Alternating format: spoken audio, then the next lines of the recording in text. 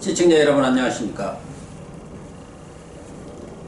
시청자 여러분, 총선전이 과열되면서 정말 있어서는 안 될 테러, 흑색 선전이 난무하는 그런 상황을 연출하고 있습니다. 이제 선거가 10여일밖에 안 남은 상황에서 이러한 마타도 흑색 선전, 테러 행위가 절대로 일어나서는 안 된다는 점에서 이 문제의 심각성을 짚어보도록 하겠습니다. 서정욱 변호사님 나오셨습니다. 서 변호사님. 예. 뭐 선거 전에는 아무래도 이렇게 과열이 되다 보면은 뭐 상대 후보에 대해서 비방전이랄까 뭐 이런 것은 좀 있을 수가 있는데 최근에 일련에 나타나고 있는 현상들을 보면은 상당히 이 공명선거, 평온한 이런 선거 분위기를 해치는 행위들이 지금 나타나고 있는 것 같아요. 네. 그래서 가장 문제가 되고 있는 것은 지난번에 오세훈 후보도 뭐 문제를 제기하면서 유세 중단까지를 빚었는데 오세훈 후보와 나경원 후보를 겨냥해서 대진년이라고 이런 데서 지금 적극적인 공세를 폈는데 어떻게 되어가고 있습니까? 일단 이제 제가 2012년에 박근혜 대통령 대선 있죠. 예. 그때 불법 선거 감시단 부단장을 했어요. 아, 그래서요? 조원재 님이 단장을 하고요. 예. 근데 저는 역대 선거 중에요. 이렇게 혼탁한 선거는 처음 봅니다. 아, 그래요? 예. 이렇게 선거는요. 결국은 이제 자유민주주의 꽃이 선거 아닙니까? 근데 이 선거를 방해하는 거는 자유민주주의 꽃을 꺾어버리는 아주 파렴치 않는 범죄고요. 정말 국기를 흔드는 범죄고. 근데 결국 좌파들의 선거 방해가 수인 한도를 넘고 있는데 여기에 저는 경찰이나 선관위까지 그게 공조한 게 아닌가. 팔짱을 끼고 있는 것 같아요. 그러니까 지금 여기 선관위는요 상임위원이 결국 이제 특정 캠프 출신이다. 문재인 캠프, 예. 조혜주 이런 게 비판이 있고요. 그다음에 행안부부터 전부 이게 정권에 있는 사람들이 다 이게 장관하다 보니까 제대로 이게 규제나 처벌이 안 되고 있는 게 아닌가 이런 생각이 먼저 들고요. 네. 그다음에 첫째가 박사님이 말씀하신 대진년 있죠. 예. 대진년. 이 대진년이 뭐냐면 이게 대학생 진보연합이라고 있잖아요. 예. 주로 이제 함께 옛날에 김정은이 답방 있잖아. 환영한다는 거. 그 다음에 국회 나경원 의석을 증거하고 또는 이제 미국 대사관 있죠. 어떻게 증거를 하고 사설도 하고 예. 그러니까 이런 거 하고 그 다음에 태영호 공사 있잖아. 강남구에 있는 태구민 예. 협박하고 예. 이런 게 대진년이에요. 정말 자유우파 사회의 암적 존재 아닙니까? 예. 이 사람들이 몰려가가지고 오세훈 지었구나 나경원 지었구나 이렇게 선거 운동을 못하게 방해하는 거예요.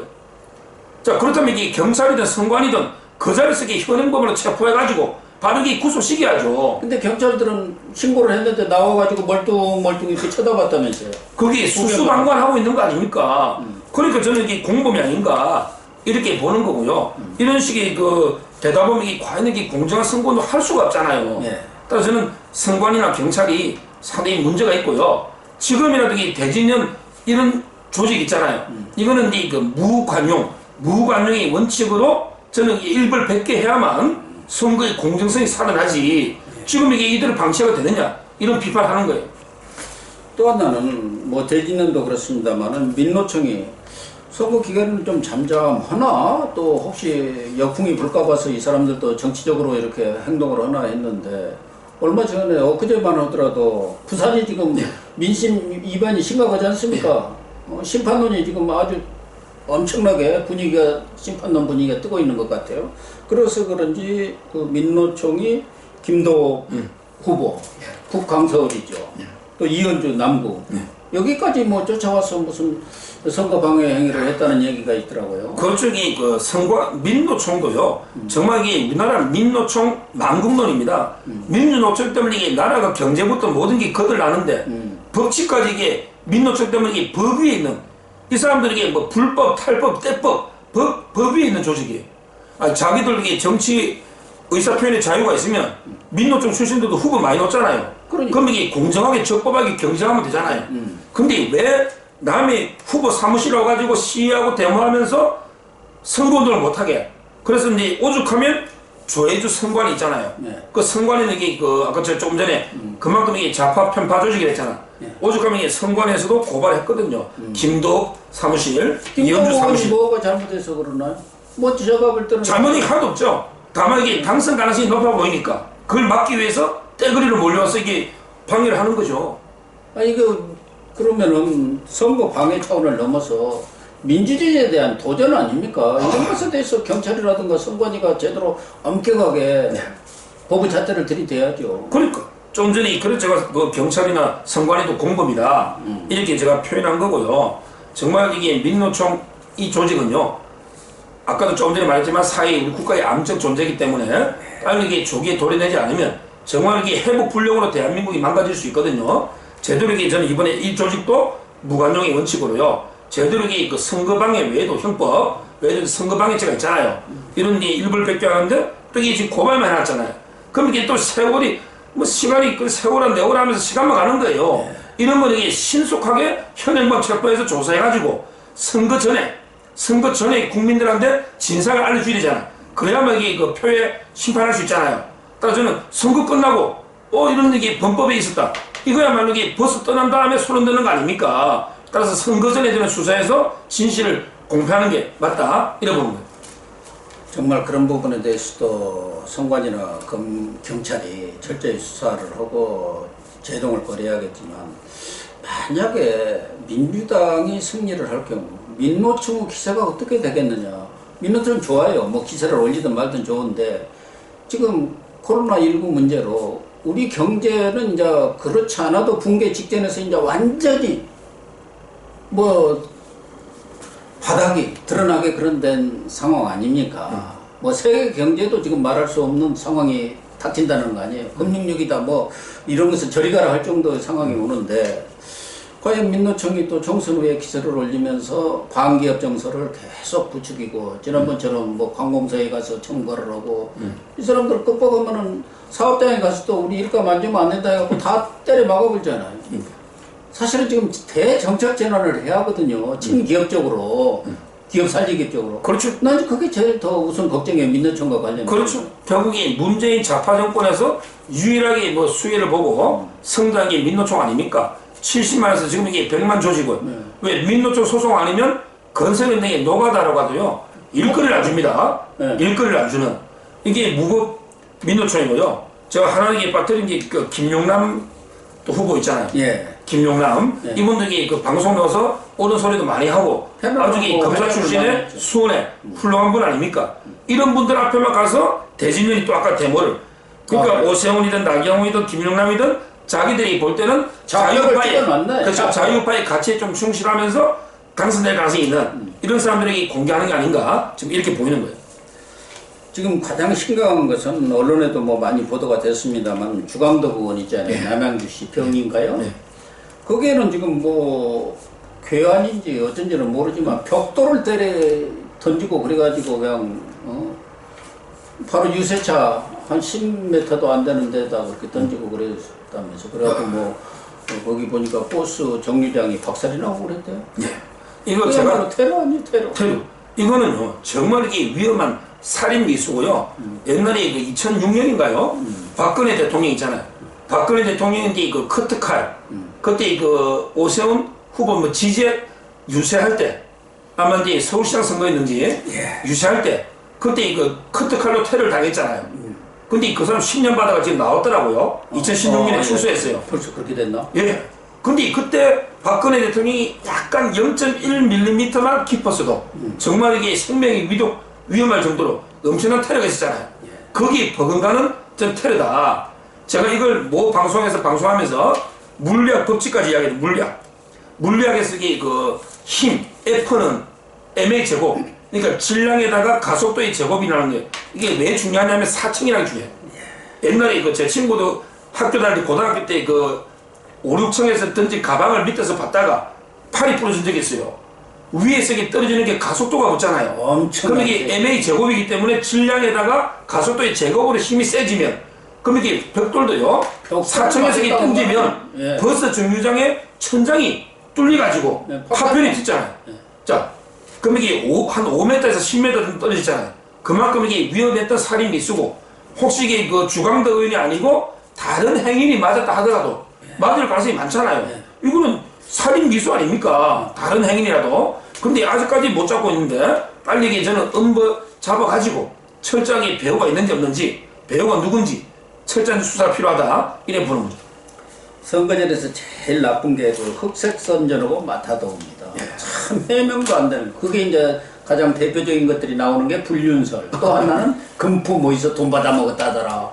이거 뭐 까 뒤집어서 보여줄 수도 없고. 그런데 지금 이현주 지금 부산 남구 출마를 했잖아요. 이현주 운동학과. 뭐 어디 기자회견 나오는 거 보니까 막 눈물로 호소를 하더구만.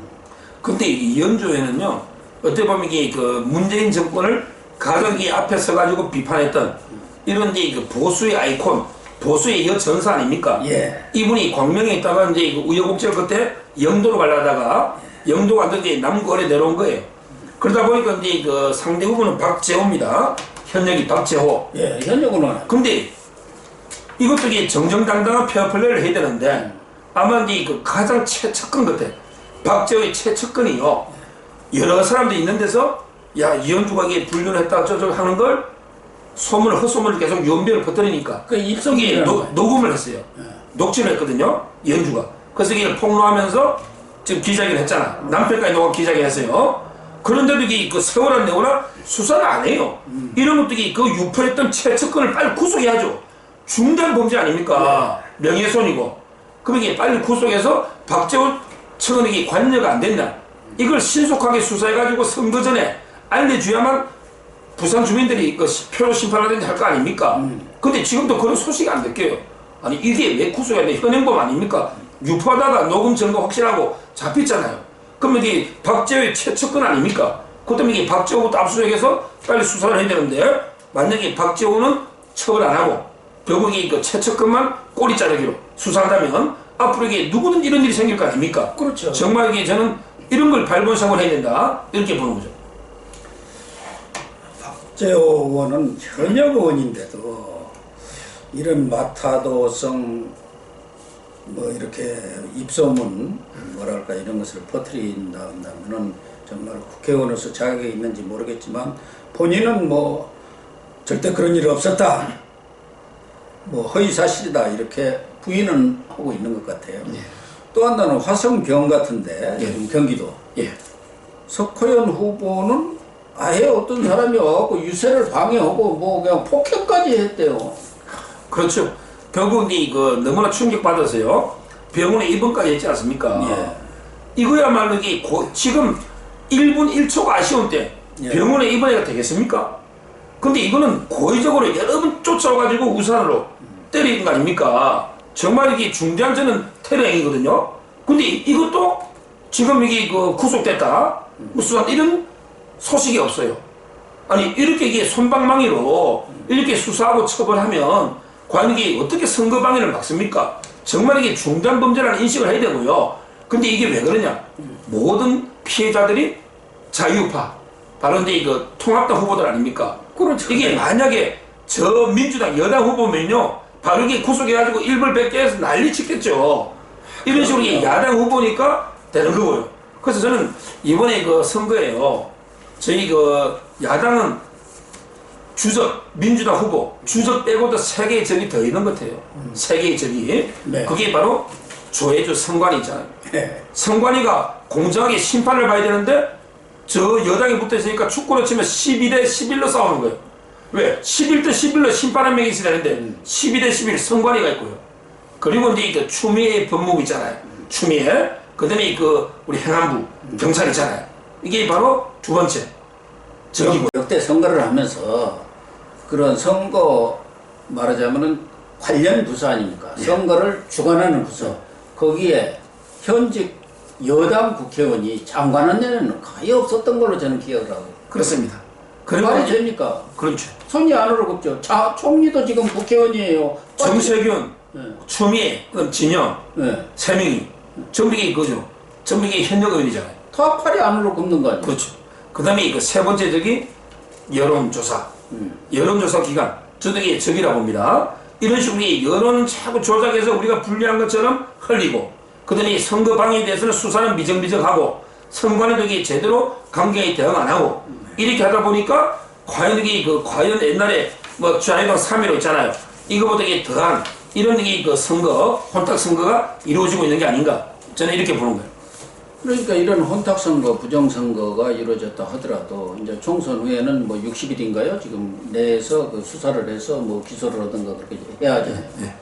그런데 이런 선거 사범에 대해서도 지금 윤석열 총장 체제가 굳건히 자리를 지키고 있다면 제대로 수사를 하겠죠. 네. 그런데 지금 윤석열 죽이기에 나서죠. 7월부터는 공수처가 떠요. 그러면은 지금 다 문제가 되고 있는 사람들이 통합당이 아니잖아요. 야당이 아니에요. 전부 여당 사람 아닙니까? 그러면 위험해야 되는 거 아니에요? 그러니까. 근데 1차적인 수사권은 경찰한테 있다 보니까 지금 이게 위험해. 경찰이야말로 권력의 신이 아닙니까? 예. 근데 검찰은 조금은 다를 거라 봐요. 왜냐면 이게 경찰에 수사하고 나면 2차적으로 하는 게 검찰이잖아요. 근데 윤석열 총장은 끝까지 선거 사범을 끝까지 추적해서 음단해라. 이렇게 하기 때문에 지금 이게 선거 전에 사전에 검찰이 막지는 못해도요. 저는 이제 선거가 만약에 끝나잖아요. 그러면 이 검찰이 제대로 수사하면요. 윤석열 총장이 교섭단체 하나 정도는 날릴 수 있다. 왜냐하면 이게 워낙 민주당 후보들이 불법 탈법 선거가 판치고 있으니 이걸 이게 제대로 수사하면요. 그리고 이게 기소하면요. 재판에 대표적으로 이게 뭐 최강욱이부터 지금 기소된 사람도 많죠. 네. 황운하 네. 대전에 그다음에 뭐 한병도 이런 사람들 또는 이게 뭐 여러 저는 연루된 사람들이 기소된 사람이 많기 때문에 제대로 이게 앞으로도 수사하면 교섭단체 하나 정도 날릴 정도로 철저한 수사가 필요하다 이래 봅니다. 네, 시청자 여러분. 불법, 탈법, 혼탁 선거, 그리고 선거 방해 행위는 민주주의 근간에 대한 도전입니다. 정말 이런 일이 있어서는 안 되고요.